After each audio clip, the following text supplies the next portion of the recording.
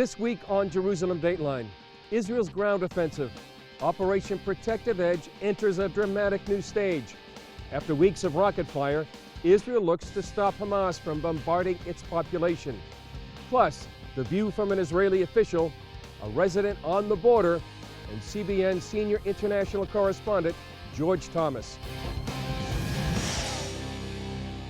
Hello and welcome to this edition of Jerusalem Dateline. I'm Chris Mitchell, coming to you from the Israeli-Gaza border the morning after Israel's ground campaign began to eliminate rocket fire from Hamas-controlled territory.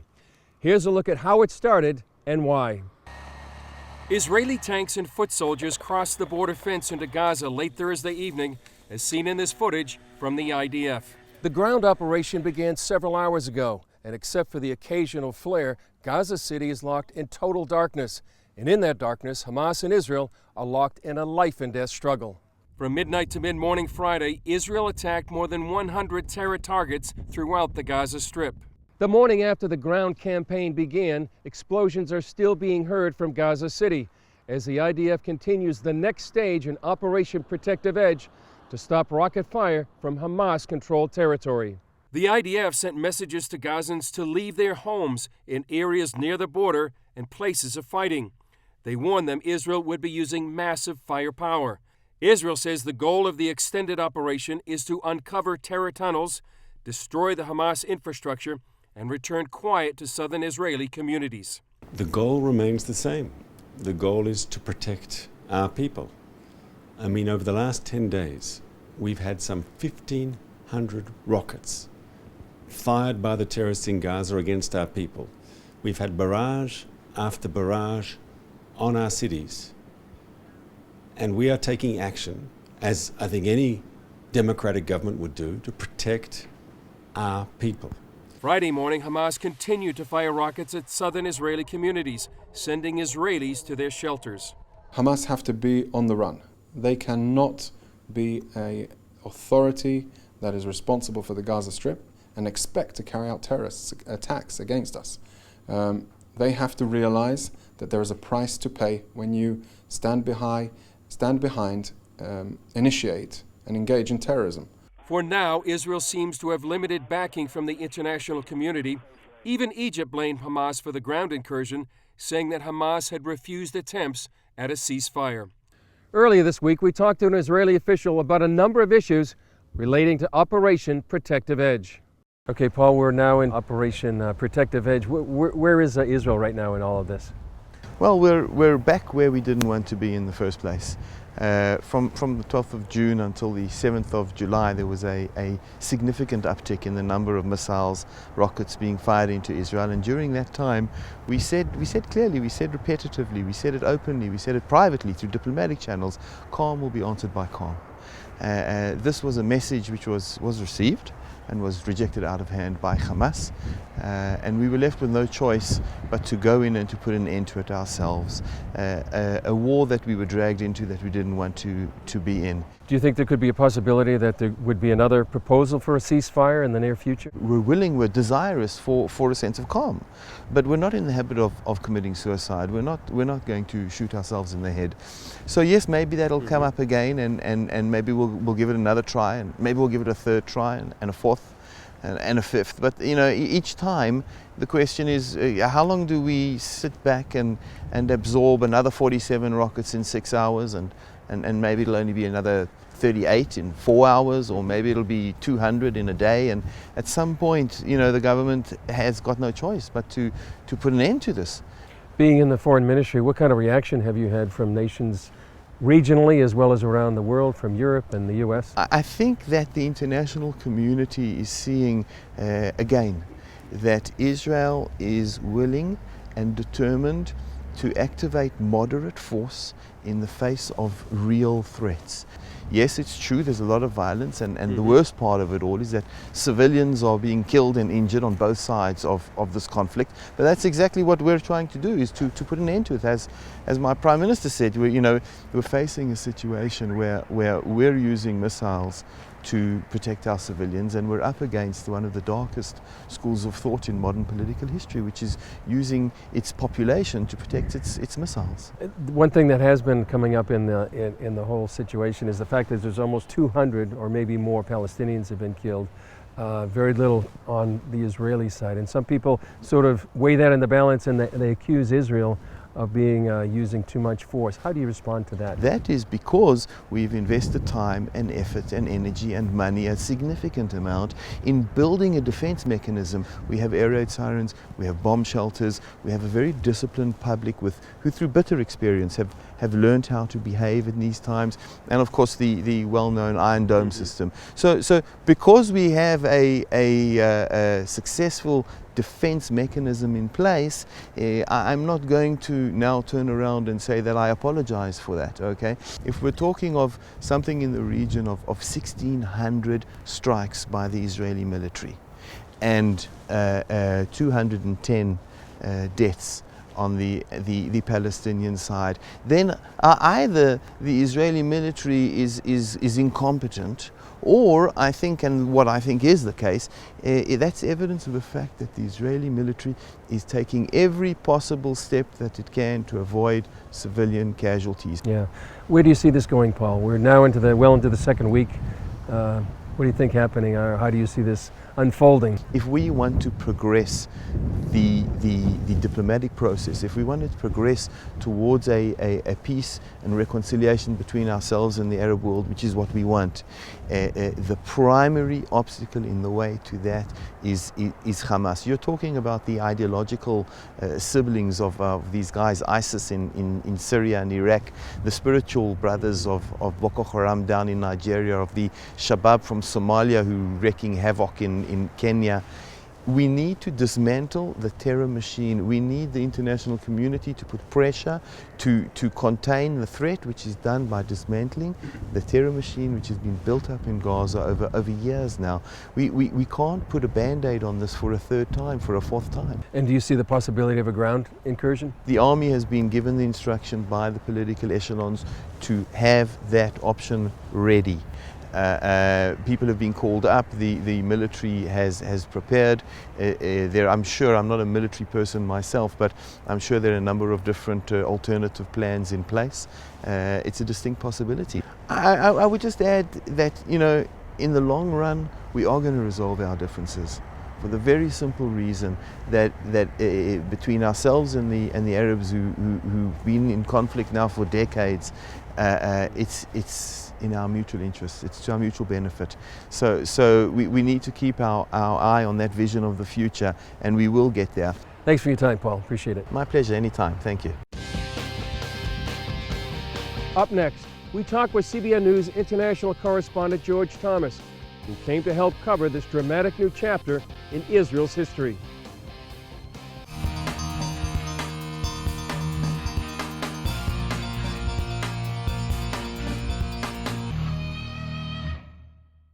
George Thomas, CBN News international reporter. You've been all over the world. It's great to have you here. Thank you. You came in last night. Tell me what your first impressions are. Look, Chris, I think the writing was on the wall. I mean, in essence, for the last 8-9 days, Israel pounded Hamas. I mean, they, perhaps got between 30 to 40 of the various sites across the Gaza Strip. But it was inevitable, because in order to really put a dent to this, they had to put boots on the ground. Right. It was inevitable, and that's what you see today. Right. And we're just a couple of miles from the troops right now. We've been hearing explosions in the background. We were here pretty much all of last night, watching some of the fireworks going on. I'm wondering, do you get a sense that this is a month-long, maybe months-long event, or is this maybe 2-3 days? Well, it could be a month long. It could be a few weeks. It depends. Right now, they say their initial objective is to eliminate many of these tunnels that are in sort of these open areas between Gaza and Israel. Just yesterday, they had an incursion. They had 13 Hamas terrorists come in with RPGs, machine guns. They were going to infiltrate a kibbutz right on the border, and hundreds of people literally could have died. So that's their initial objective. How far they go remains to be seen. If they really want to eliminate the rockets completely, it could take weeks, and they would have to go almost house by house throughout Gaza to make sure those rockets are. And this is dangerous work right here. I mean, it's almost Yeah. street to street guerrilla type warfare. Right, right. The danger is, I mean, you do have unfortunately civilian casualties in an air campaign, but Israeli troops are not at risk. But now the risk really it goes exponentially. What's interesting is that the global leaders are somewhat silent. They're not necessarily supporting or criticizing Israel, and that speaks volumes, don't you think? It really does, and I think part of that is the fact that Hamas was offered a ceasefire just a few days ago. And they refused it. They refused it, and Israel accepted it. And so I think, at least in perhaps world opinion, international leaders, there's some legitimacy to the fact that Israel can do what it does now on the ground campaign, because there have been about 1,600 rockets fired from Gaza into Israel. Do you get a sense that Hamas is losing the PR campaign around the world because it continues to use men, women, and children, put them at mosques, at hospitals, at daycare centers, and that's not playing well for them? No, it isn't. If that story gets out, and sometimes I don't think that story gets out as much as it should, that they sort of use their civilians as human shields, while Israel does what it can to try to protect civilians. We talked to one Israeli official last night, and he said, ironically, Israel actually does more to protect its citizens than Hamas does by putting them out in the front lines and putting them in harm's way. You know, George, let me ask you about something. I mean, we were stunned after we picked you up at the airport to find out that a Malaysian airliner had been shot down over Ukraine. That's another huge global story right now. I mean, right now the United States intel is clear. They say that it was a surface-to-air missile that brought down this airliner, 292, including passengers and crew. I mean, this is tragic. It's horrific. I mean, that this would happen today, but it happens at a very difficult time because of the ongoing conflict between Russia and Ukraine, and the constant desire for the Russians to take more territory inside of Ukraine. And obviously the international press has not been focusing on this part of the world because other crises from obviously here in Israel, but this quickly changes it very dramatically. Two major international headlines: a war and this catastrophic situation. Let me ask you a final question. You have over 1 million followers on Facebook and your platform through CBN News. How should Christians and believers around the world look at both of these situations in a redemptive way? Well, a lot of people are focused on Gaza. They're concerned about the innocent men, women, and children that are caught, Christians that are caught in the middle of this crisis. We need to pray for them, pray for the IDF, the Israeli Defense Forces, soldiers, and the entire region. You look at a large swath of the Middle East, from the shores of Casablanca all the way to Herat, Afghanistan. This is a cauldron that is just bubbling, it's boiling, it's spilling over, and the impact of that is tremendous. There's great revival that's taking place in the midst of the challenges. People are turning to the Lord. People are looking for something to believe in. And so, people on Facebook, on social media are saying, we've got to pray. These are moments of crisis. In the moments of crisis, that's when the Lord appears and the Lord touches people. And do you see this prophetic in a prophetic sense as well, all this cauldron from North Africa to Afghanistan? I mean, I think part of the prophetic is the fact that the Lord is turning the hearts of Muslims toward Him. He's bending their hearts toward Him, and that's tremendous. From Iran, Afghanistan, Saudi Arabia, Kuwait, across the Middle East, which is so exciting. But you've also, you're living in the heart of all the prophecy. What do you see? Well, I see, 2,000 years ago, all roads led to Rome. I like to say that 2,000 years later, all roads are leading to Jerusalem, and the focus of the world will increasingly be on what many people call the epicenter, the city of Jerusalem. I think that's what we're seeing right now. Absolutely. It's great to be on your show. It's great to be here, George. Thanks, buddy. Up next, the view from Sderot, a town under fire for years. They call it the bomb capital of the world.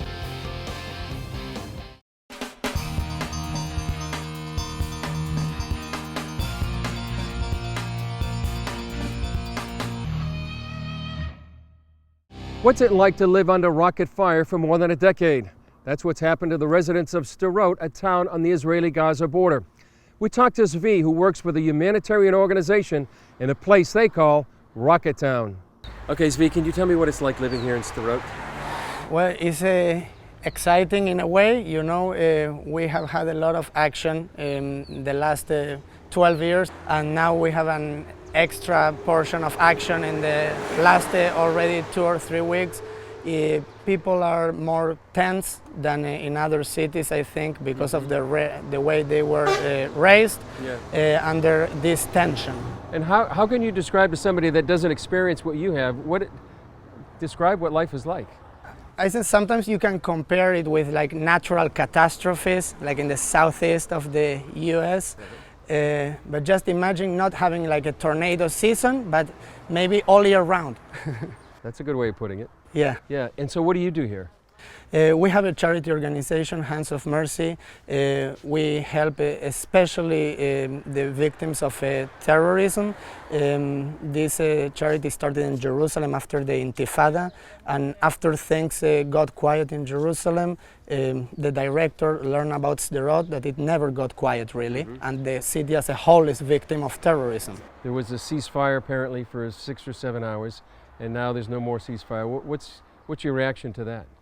Being in Sderot, we knew from 9 a.m. that there was no ceasefire, but rather that Israel would have agreed to the conditions of Egypt, but Hamas didn't, because we never experienced the quiet.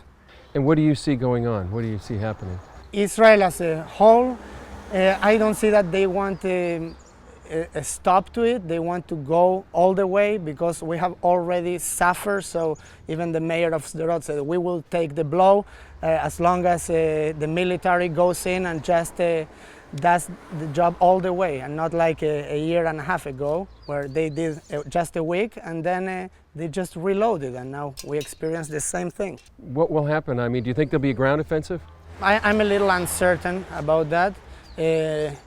It will be very costly for Israel as well as for Gaza, a ground offensive, but we want to show that we are ready for it if there is need. But at this point, I think it's uncertain. What do you say about to the people that they hear reports of people being killed and wounded over in Gaza because of the airstrikes, and yet some people say there's not that many casualties here in Israel. They sort of kind of weigh it in the balance and they think, well, the Gazans. We profoundly lament all the casualties in Gaza. We know that there are 1.5 million people living there, and most of them are peaceful people that they want to live in peace. But because of these few dozen thousands of terrorists or extremists, the nation as a whole has to suffer. By the other hand, Israel is one of the few or even only armies in the world that will give you so many warnings to tell people we are going to bomb here, get out. They are trying to target where all the rockets are, so they try to do the best so that they can get people out of the fire zone. And proof of that is just being able to see just 100 civilian casualties out of like over 1,500 airstrikes. Really, if Israel was trying to commit genocide, like I saw advertised in the media elsewhere in the world, we will have now a few dozen thousand casualties if Israel was trying to kill people. Obviously, they are not. And by the other hand, I always wonder why the world as a whole, they don't say anything about 150,000 of Syrians killed, or in other places where there are really genocides taking place or civil wars, and they just focus on 100 people that Israel kills, that is trying to save really, but trying to protect itself. Right. What's your message to people, let's say, in the U.S. or the West? The most important thing is get informed, just without any bias. Just look at Israeli sources of news, look at all kinds of news, just to form a well-informed opinion. And if you get to the conclusion, as I'm saying, that Israel really has been suffering these rockets attacks that were unprovoked, and now they are we are retaliating. We are trying to do away with the problem of terrorism, have an informed opinion, and just support Israel in this time. Great, Svi. Thanks. Thank you. Appreciate it. Up next, Israel's anti-missile system, a look at Iron Dome. Some call it a miracle.